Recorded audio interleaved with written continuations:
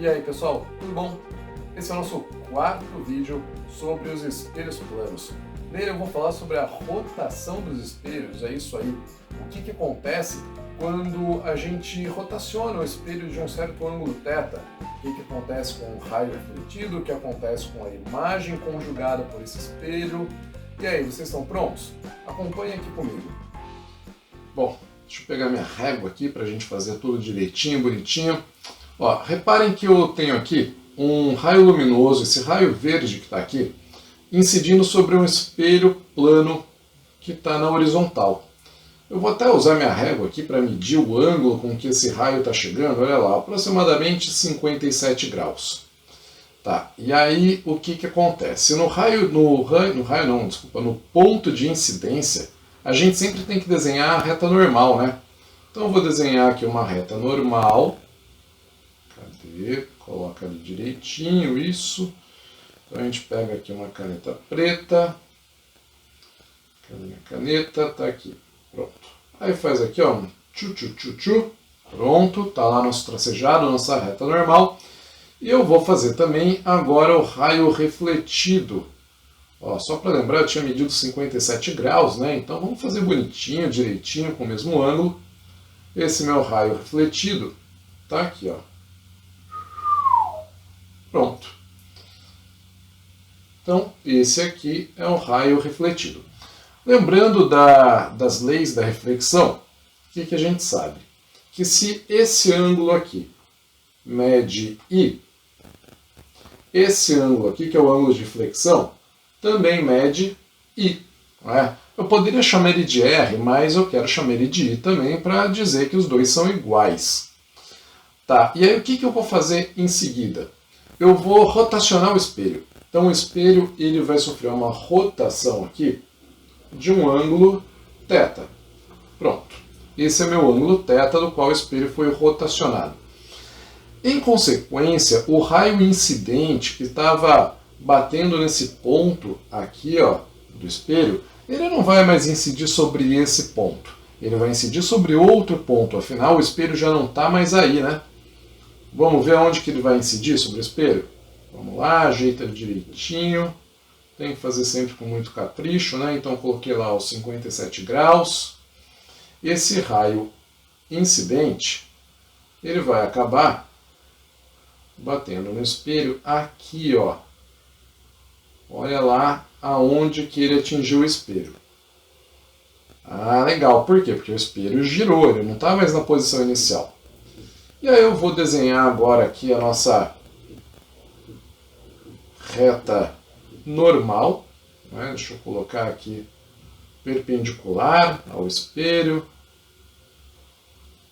Fica bonitinho aí. Pronto. Meio difícil ajeitar a régua aqui, mas está valendo. Então faz aqui o tchu, né? Nossa reta normal. E aí eu vou fazer agora aqui o raio refletido. O raio refletido, ele vai sair mais ou menos, galera, nessa posição aqui, ó. Então, mais ou menos com esse ângulo. Pega a canetinha verde para cá. Ótimo, maravilha. Então, reparem o seguinte. Inicialmente, antes da rotação do espelho, o raio refletido ele estava saindo nessa direção aqui, ó. Eu estou pintando de amarelo. E agora, graças à rotação do espelho, devido à rotação do espelho, ele está saindo em outra direção. Eu quero saber o seguinte, quando o espelho sofreu essa rotação de um ângulo θ, qual foi a rotação sofrida pelo raio refletido? Qual foi a mudança de direção que ele sofreu? Para poder chegar nessa conclusão, eu vou fazer o seguinte.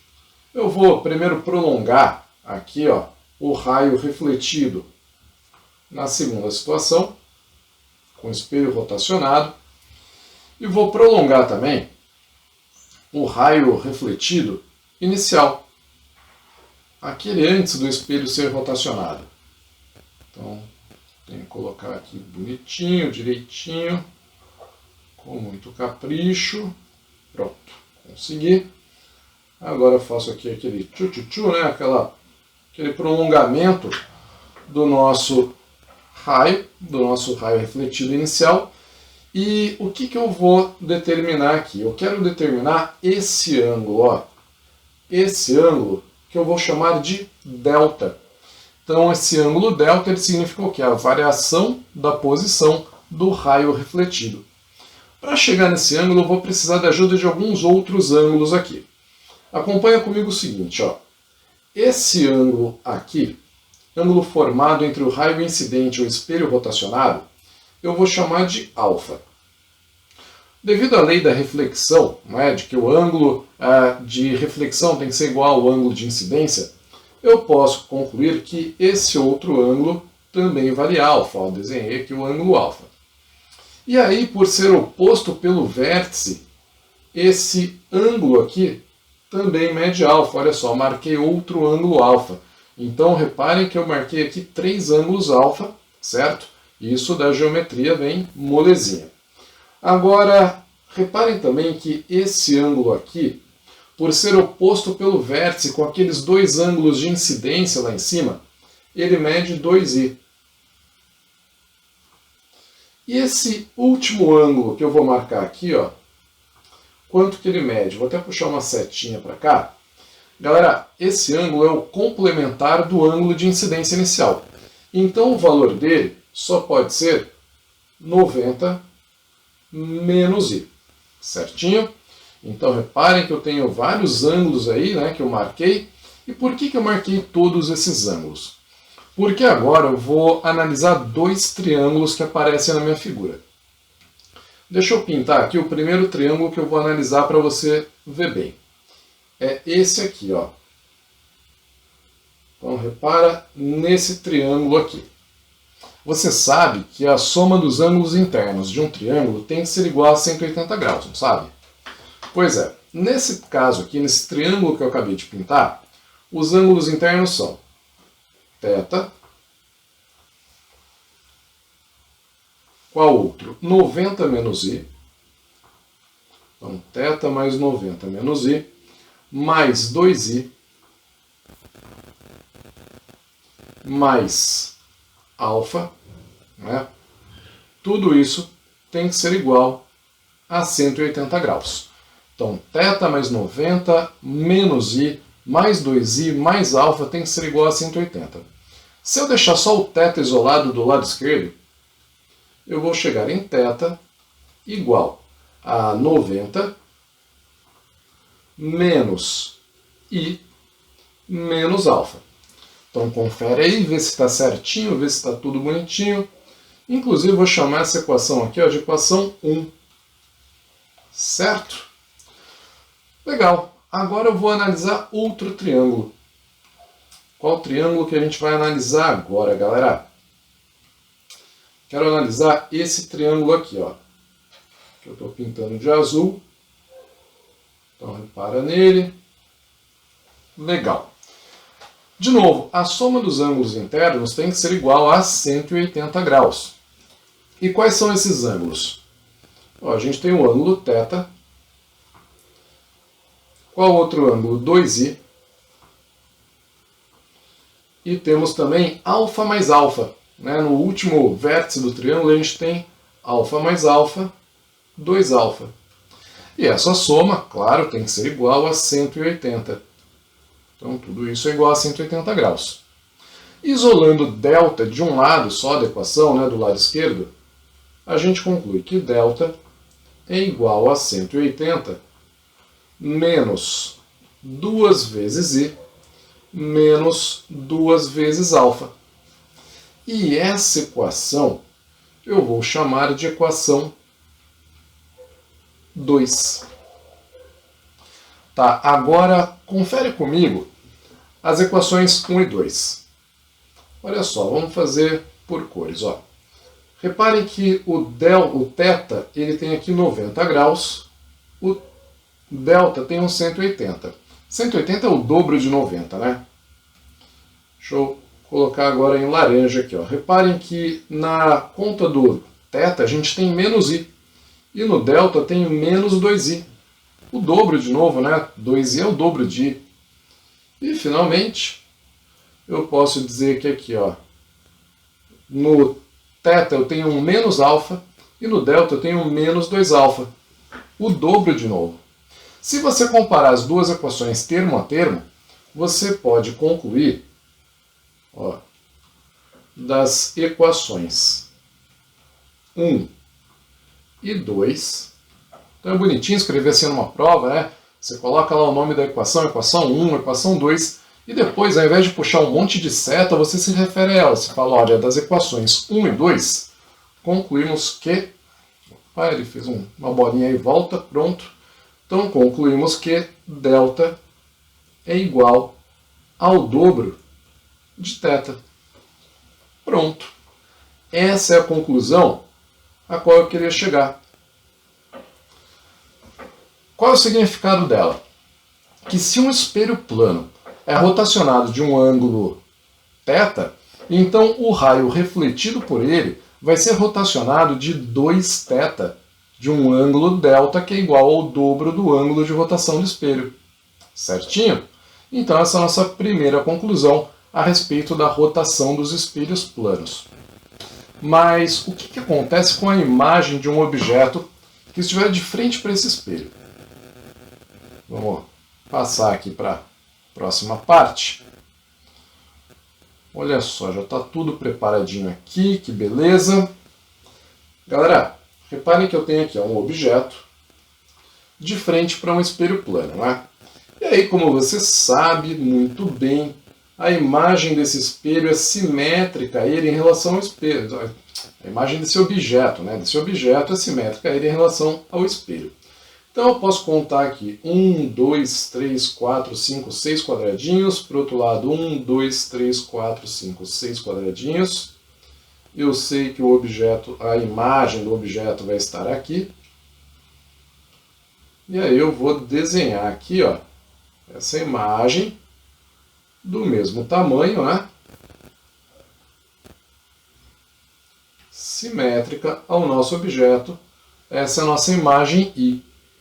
Agora, o que vai acontecer com a imagem caso o espelho sofra uma rotação, que eu coloquei aqui, ó, nesse caso, de 45 graus. Então o espelho sofreu uma rotação de 45 graus, ele deu uma tombada, e eu quero saber aonde que vai aparecer a imagem.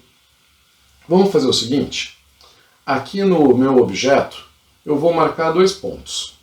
Um ponto A e um ponto B. E aí, sabe o que a gente faz? A gente vai determinar os pontos imagem do A e do B, A' e B'. Então, como que eu faço isso?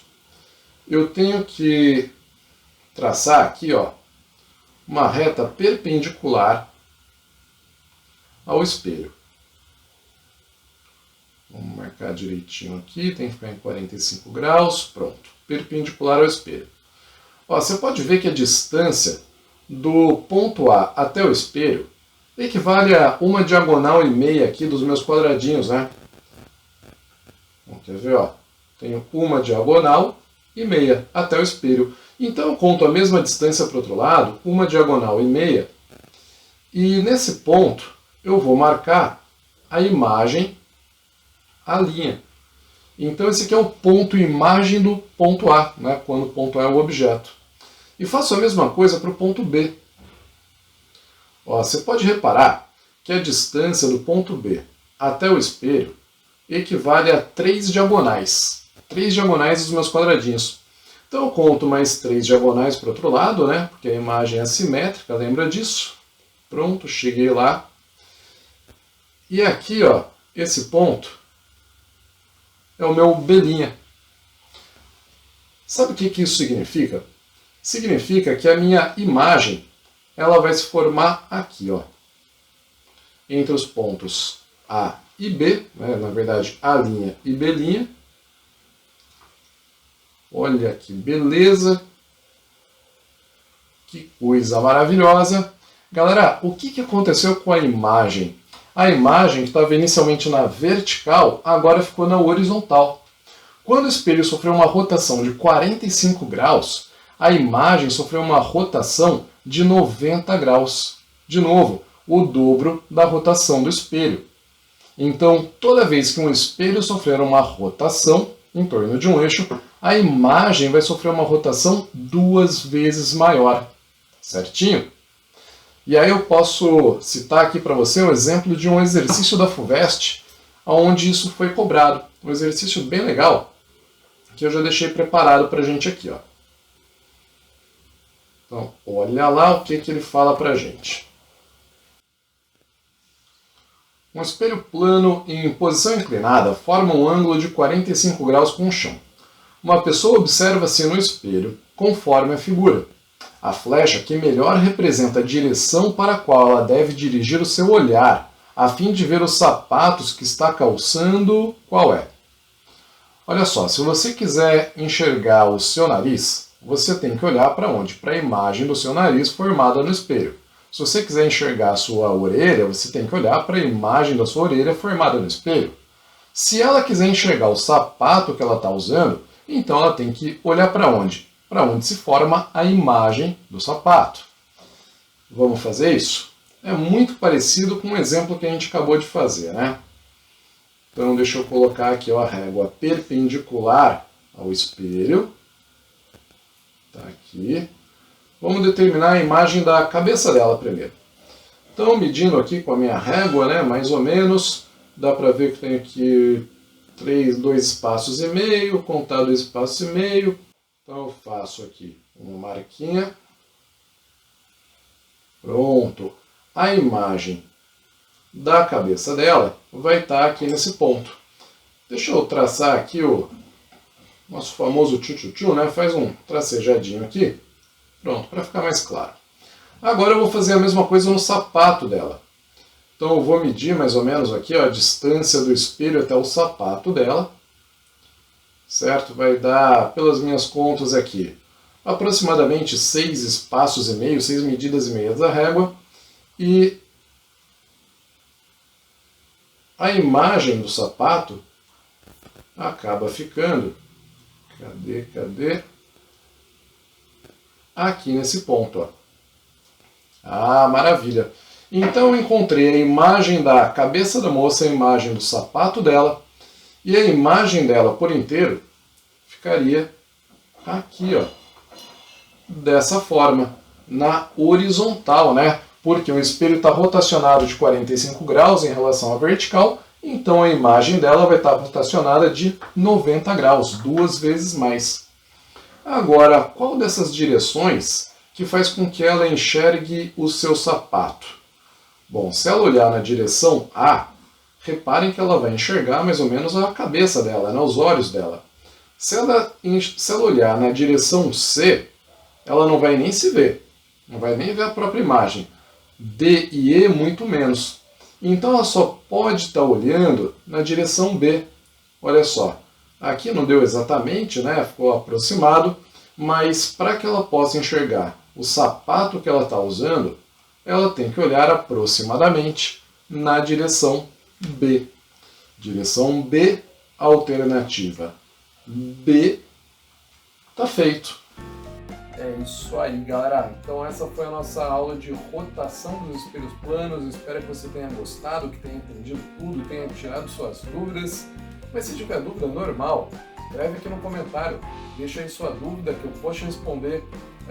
Curte o vídeo também, se gostou, se inscreve no canal, super importante, divulga para os amigos também, tá certo? Valeu, gente, até a próxima!